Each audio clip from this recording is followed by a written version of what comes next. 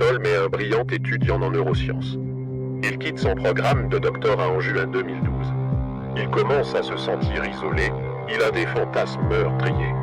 Il s'équipe en armes et munitions. Le 20 juillet 2012, il se rend au cinéma. Il est déguisé en tenue de combat. Il fait irruption pendant la première de The Dark Knight Rises. Il lance des grenades lacrymogènes.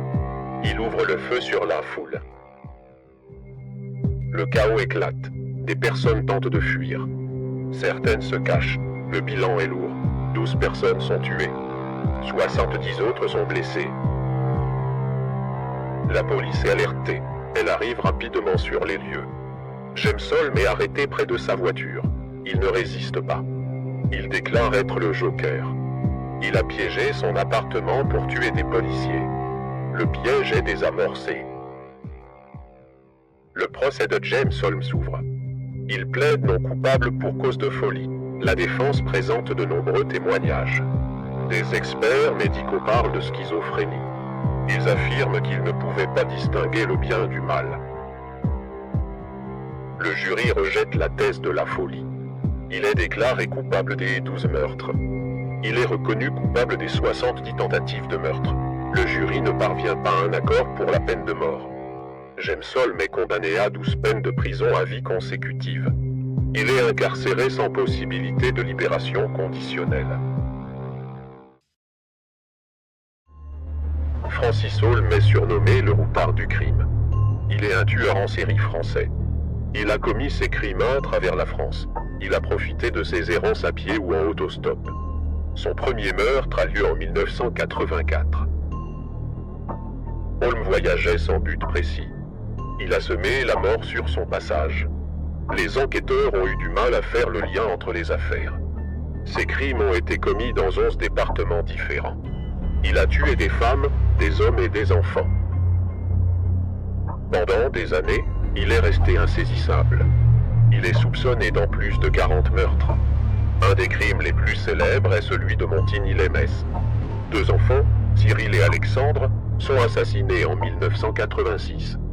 Un innocent, Patrick Dill, est condamné à tort pour ces meurtres. Holm est arrêté en 1992 pour d'autres crimes. Le gendarme Jean-François Abgral le traque. Abgral est le premier à comprendre son mode opératoire. Il obtient des aveux partiels. Holm avoue ses crimes, puis se rétracte. Le cas de Montigny-lès-Metz est rouvert. Patrick Dill est libéré après 15 ans d'emprisonnement. Holm est renvoyé devant la justice pour ce double meurtre. En 2017, il est condamné à la réclusion criminelle à perpétuité. La justice a enfin rendu son verdict sur cette affaire emblématique. Dans les années 1980, une série de meurtres a frappé l'État de Washington. De nombreux corps de jeunes femmes ont été découverts. Ils se trouvaient le long de la rivière Green. La plupart des victimes étaient des fugueuses ou des travailleuses du sexe. Le tueur a été surnommé le tueur de la rivière Green. L'enquête dure des années. La police accumule des preuves, mais sans succès. Le tueur reste insaisissable. Les meurtres se poursuivent pendant plusieurs années. Des dizaines de femmes sont portées disparues. La police est critiquée. La pression publique s'intensifie. En 2001, Gary Ridgway est arrêté. C'est un peintre en camion. Il avait été un suspect au début de l'enquête. L'analyse ADN a permis de le lier au meurtre. La technologie a finalement rattrapé le tueur. Pour éviter la peine de mort, Gary passe un accord avec les procureurs. Il accepte de révéler ses crimes. Il avoue avoir tué 48 femmes. Il mène la police à plusieurs des corps manquants. Il est l'un des tueurs en série les plus prolifiques de l'histoire américaine. Gary est reconnu coupable de 49 meurtres. Il est épargné de la peine de mort. Il est condamné à la prison à vie. Il est incarcéré à la prison d'État de Washington. L'affaire reste une des plus longues et complexes de l'histoire. Tia Sharp, 12 ans, disparaît de son domicile. La date est le 3 août 2012, elle vivait à Londres avec sa grand-mère. Le compagnon de sa grand-mère, Stuart Hazel, était aussi sur place. Toute la famille lance un appel à l'aide. Stuart Hazel se présente comme un proche de la famille. Il donne des interviews à la télévision. Il exprime publiquement son chagrin, et ment aux journalistes et au public. Il affirme que Diane était partie de la maison et cache son crime. Le corps de Diane n'est pas trouvé pendant une semaine. Il est dissimulé dans le grenier de la maison. La police procède à une perquisition. Il trouve le corps de la jeune fille. Le corps est caché dans un sac de couchage. Il était enveloppé dans des sacs poubelles. Stuart Hazel est arrêté. Le procès de Stuart Hazel débute. Il plaide d'abord non coupable. Il invente une version des faits et prétend que Tia est tombée dans les escaliers. Il accuse même sa grand-mère d'avoir caché le corps. Les preuves médico-légales le contredisent. Le 5e jour du procès, Stuart Hazel craque. Il change son plaidoyer. Il avoue le meurtre. Il est reconnu coupable d'agression sexuelle et de meurtre. Le juge le dénonce pour sa trahison.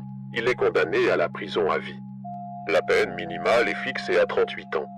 Il ne sera pas libéré avant d'avoir 75 ans. Armin Meive était un informaticien allemand. Il vivait à Rothenbourg. Il a posté une annonce sur Internet. Il cherchait une personne consentante. Son but était de la tuer et de la manger. C'était pour assouvir un fantasme. Bernd Brandt a répondu à l'annonce. C'était un ingénieur berlinois. Il a consenti à être tué. Il a voyagé jusqu'à la maison de Meive. La rencontre a eu lieu en mars 2001. Ils ont filmé leur rencontre et le début de l'acte. Meive a assassiné Brandt. L'acte a été commis avec son consentement. Meive a ensuite découpé le corps. Il en a consommé des parties. Il a conservé le reste au congélateur. Il a répété cet acte plusieurs fois. Meive a été arrêté en décembre 2002. Il cherchait une autre personne sur Internet. Un internaute a prévenu la police. La police a perquisitionné sa maison. Ils y ont trouvé des restes humains. Meive a tout avoué sans résistance. Le premier procès a eu lieu en 2004. Meive a été condamné pour homicide involontaire. Le consentement de Brandt a posé problème. Un second procès a eu lieu en 2006. Meive a été reconnu coupable de meurtre. Il a été condamné à la prison à perpétuité. Son cas est devenu un symbole de la cybercriminalité.